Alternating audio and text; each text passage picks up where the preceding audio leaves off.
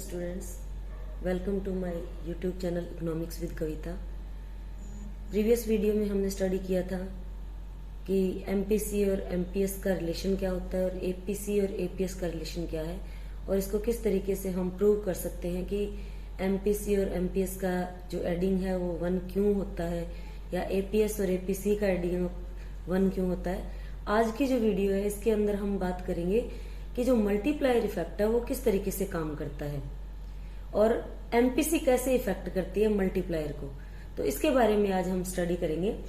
देखिए, सिंपल सा एक फॉर्मूला होता है इसके अंदर और हम उसको कैलकुलेट कर लेते हैं, लेकिन ज्यादातर जो स्टूडेंट्स हैं उनको मैंने देखा है कि उनको एक्चुअली पता ही नहीं है कि मल्टीप्लायर इफेक्ट काम कैसे करता है। इसको मैं आपको एक एग्जाम्पल से समझाती हूँ। जैसे मान लेते हैं कि गवर्नमेंट ने मुझे 100 रुपीज दिए हैं और उसके बदले में मैंने कोई भी गवर्नमेंट को वर्क करके दिया, वो कुछ भी हो सकता है। तो उसने जो है गवर्नमेंट ने मुझे 100 रुपीज दिए, इसे हम एक टाइप से गवर्नमेंट का ऑटोनोमस एक्सपेंडिचर भी बोल सकते हैं या ऑटोनोमस इन्वेस्टमेंट भी बोल सकते हैं कि उसने इकोनॉमी के अंदर ऑटोनोमस इन्वेस्टमेंट किया है, वो भी हम उसको बोल सकते हैं। तो अगर हम इसको इस तरीके से लेके चलते हैं कि गवर्नमेंट ने कुछ काम दिया मेरे को और उसके बदले में मुझे 100 रुपए दिए, तो अब हम सपोज कर लेते हैं कि हमारी जो एमपीसी है यानी मार्जिनल प्रोपेंसिटी टू कंज्यूम, वो हम सपोज करते हैं कि 0.8 है एट प्रेजेंट। तो उसके अकॉर्डिंग मैं क्या करूंगी, मुझे 100 रुपए इनकम मिली है, ठीक है। अब इस 100 रुपए में से मेरी 0. एमपीसी के अकॉर्डिंग मैं 0.8 जो है इसका पार्ट एक्सपेंडिचर पे करूंगी, अपनी जो भी मेरे खर्चे हैं, जो भी मेरा कंजप्शन है उसको मैं उससे रेगुलर करूंगी। जब मैंने ये 0.8 खर्च किए तो इट मीन्स मैं 80 रुपीज खर्च कर रही हूँ और 20 अपने सेव कर रही हूँ। अब जो मैंने 80 रुपीज खर्च किए हैं वो किसी नेक्स्ट की इनकम है। जैसे मान लो अगर इन 80 रुपीज से मैंने कोई बर्गर खरीदा है या मैंने कोई वेजिटेबल्स फ्रूट्स खरीदे हैं, तो ये किसी और की इनकम है। अगर मेरा एक्सपेंडिचर है तो किसी और की इनकम है। अब मान लो कि मैंने ये 80 रुपीज वेजिटेबल सेलर को दिए और वो क्या करेगा, वो इन्हीं 80 रुपीज का 0.8% क्या करेगा, इन्वेस्ट करेगा, खर्च करेगा, एक्सपेंडिचर करेगा, कुछ भी।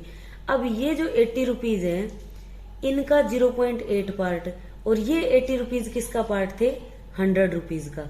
तो हम मान लेते हैं कि 100 का 0.8 और इसका 0.8 नेक्स्ट किसी ने एक्सपेंड किया है। अब उसने जो एक्सपेंड किया है, मान लेते हैं कि उसने 64 रुपीज जो है एक्सपेंड किए। अब ये किसी और की तीसरे की इनकम होगी, तो इसको हम इस तरीके से ले लेंगे कि उसने भी उसकी भी, जैसे हमने ये तो क्लैरिफाई कर ही लिया या सपोज कर ही लिया कि हमारी जो एमपीसी है वो क्या चल रही है, 0.8% है इकोनॉमी के अंदर। तो उस 0.8 के अकॉर्डिंग वो भी 0.8 जो है उसका पार्ट खर्च करेगा। तो ये 100 रुपीज का 0.8, ठीक है, 100 रुपीज का 0.8 मैंने किया। इस सारी इनकम का 0.8 किसी दूसरे ने सेल किया, परचेज किया या एक्सपेंड किया, कुछ भी, और उसके बाद इस सारे का 0.8 किसी तीसरे कंज्यूमर ने खर्च किया है। तो ये जो है इस तरीके से काम करता है मल्टीप्लायर इफेक्ट, और इससे जो है हमारी जीडीपी क्या करती है, ग्रो करती है। तो ये जो बात है ये ज्यादातर स्टूडेंट्स को पता नहीं है। जब कल मैं क्लास में बच्चों को पढ़ा रही थी तो मैंने उनसे इसके बारे में बात की कि जो हम बार बार पढ़ रहे हैं कि मल्टीप्लायर हमारी इनकम को एक्सपेंड करता है, मल्टीप्लायर हमारी जीडीपी को इंक्रीज करता है, तो वो करता कैसे है। बच्चों ने सिंपल फॉर्मूला किया, लेकिन एक्चुअल जो इसके पीछे स्टोरी है वो किसी को भी नहीं पता है। तो आपकी एनसीईआरटी की बुक में ये सारी चीजें दी हुई होती है, लेकिन ज्यादातर बच्चे जो है एनसीईआरटी को स्टडी ही नहीं करते। तो आपको जो है इसको ध्यान से स्टडी करना है और इस टॉपिक को देखना है।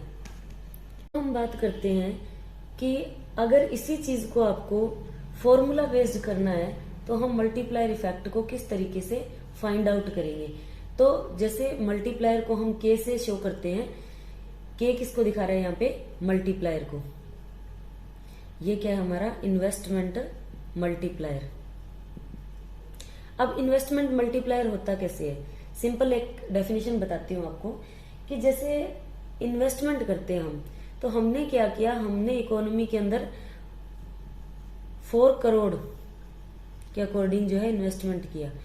अब अगर हम 4 करोड़ का इन्वेस्टमेंट कर रहे हैं और उसके अकॉर्डिंग जो हमारी इनकम है वो इंक्रीज हो रही है 20 करोड़ से, ठीक है। तो हमने इन्वेस्टमेंट किया 4 से और इनकम इंक्रीज हो रही है हमारी 20 करोड़ से। तो इसको हम किस तरीके से जो है शो करेंगे कि मल्टीप्लायर की वैल्यू क्या है। तो देखो मल्टीप्लायर जो है सिंपल होता है, K is equal to change in income due to change in investment. कि जो इनकम है वो हमारी इंक्रीज हो रही है किसकी वजह से, जो हमने 4 करोड़ का इन्वेस्टमेंट किया उसकी वजह से। और कितनी इंक्रीज हो रही है 20 करोड़। तो इसको हम इस तरीके से भी दिखा रख सकते हैं कि 4 करोड़ का इन्वेस्टमेंट किया और इनकम जो है हमारी 20 करोड़ इंक्रीज हुई है। तो इट मीन्स हमारे मल्टीप्लायर की वैल्यू क्या है 5, यानी हमारा 1 करोड़ के साथ 5% के अकॉर्डिंग जो है इनकम इंक्रीज हो रही है। अब हम आगे इसमें कैसे बात करेंगे कि एमपीसी इसको किस तरीके से इफेक्ट करता है। अब ज्यादातर बच्चों को ये नहीं पता होता कि अगर ये फॉर्मूला तो ठीक है, लेकिन अगर आपको सिंपल एमपीसी की वैल्यू दे दी जाए कि हमारी इकोनॉमी के अंदर जो एमपीसी है वो 0.8% है, तो बताओ कि हमारा मल्टीप्लायर किस तरीके से काम करेगा। तो इसको फाइंड आउट करने के लिए आपको क्या करना है, सबसे पहले तो हम जानते हैं we know that in any economy S is equal to I, यानी सेविंग जो है हमेशा इन्वेस्टमेंट के इक्वल होता है। और इस चीज को ही हम लेके चलेंगे। अब सेविंग क्या है y माइनस सी और इन्वेस्टमेंट क्या है y माइनस सी। ये मैंने आपको पूरे करवाए हुए हैं जब मैंने एग्रीगेट डिमांड और एग्रीगेट सप्लाई का जो वीडियो है उसमें, अगर आपने वो नहीं देखा है तो आप उसको जाकर देख सकते हैं, क्योंकि मैंने इसमें आपको बताया भी हुआ है कि जो हमारी इनकम है वो 2 पार्ट्स में होती है, चाहे तो हम कंज्यूम करते हैं चाहे सेव करते हैं, या फिर हम कंज्यूम करते हैं या और इन्वेस्टमेंट करते हैं। तो इस तरीके से जो है इन दोनों चीजों से ये चीजें निकल कर आई है। अब हमारे पास जो वैल्यू है वो है इन्वेस्टमेंट की। अब हमें जो है इन्वेस्टमेंट दिया हुआ है, इनकम दी हुई है, तो सीधी सी बात हमने देखी है कि इनकम को हम किस तरीके से तोड़ सकते हैं।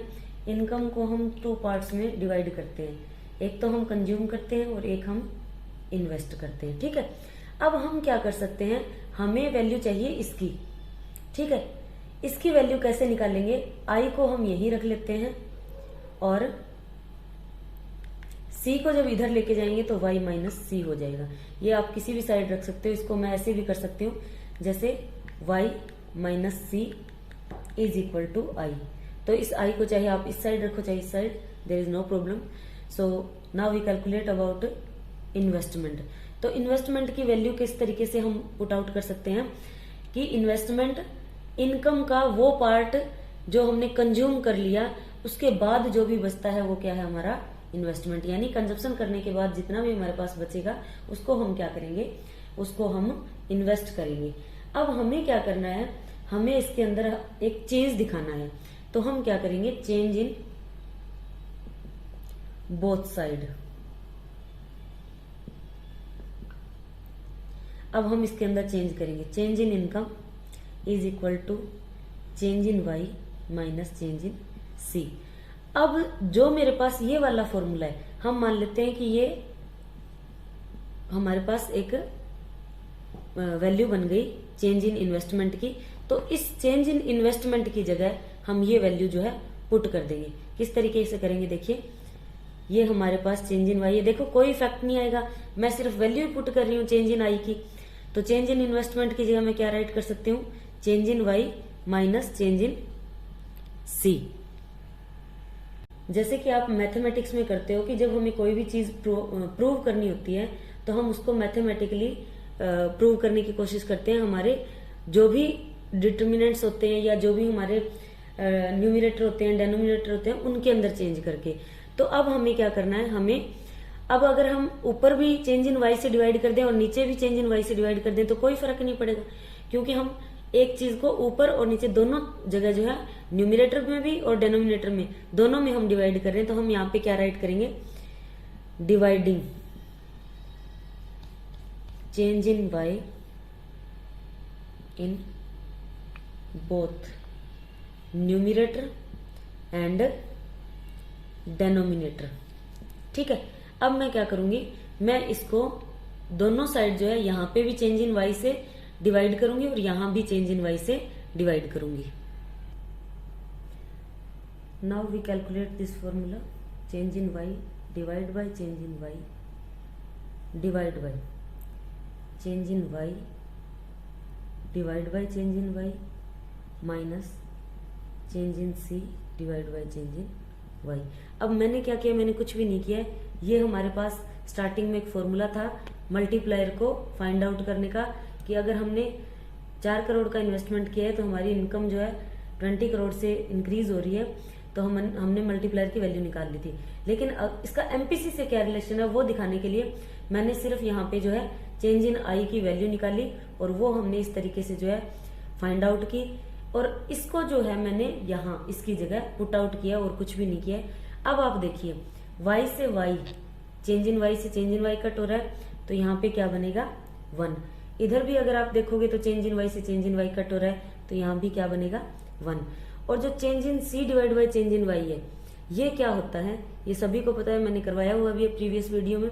अगर आपको ये नहीं पता है तो आप प्रीवियस वीडियो देखकर उसमें कर सकते हैं। Change in c divide by change in y क्या होता है, एमपीसी।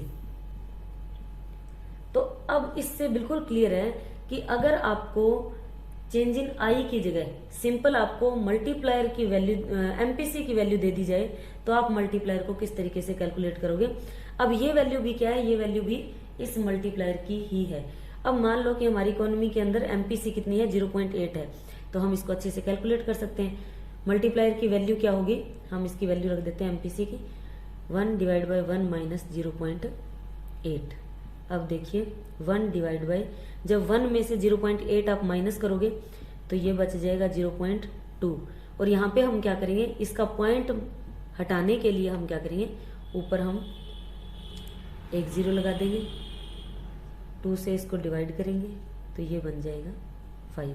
अब हमारी मल्टीप्लायर की वैल्यू क्या है, 5। तो इस तरीके से जो है आप मल्टीप्लायर की वैल्यू को फाइंड आउट कर सकते हो with the help of MPC. और जनरल सेंस में मैंने आपको एक फॉर्मूला और भी बताया है, जैसे कि अगर एमपीसी 0.8 है तो उसको किस तरीके से आगे से जो है हम एक्सपेंड करते हैं। हमारा एक्सपेंडिचर किसी दूसरे की इनकम बनता है, फिर वो एक्सपेंडिचर करता है, उसका एक्सपेंडिचर किसी अगले व्यक्ति की जो है इनकम बनती है, और इस तरीके से जो है मल्टीप्लायर इफेक्ट इकोनॉमी के अंदर काम करता है और हमारी जीडीपी इंक्रीज होती है। इसके बाद जो है मैं आपको ये भी बताऊंगी कि एमपीएस किस तरीके से काम करता है। मल्टीप्लायर इफेक्ट को हम एमपीएस से कैसे फाइंड आउट कर सकते हैं, ये हम नेक्स्ट वीडियो में करेंगे। Thank you for watching the video.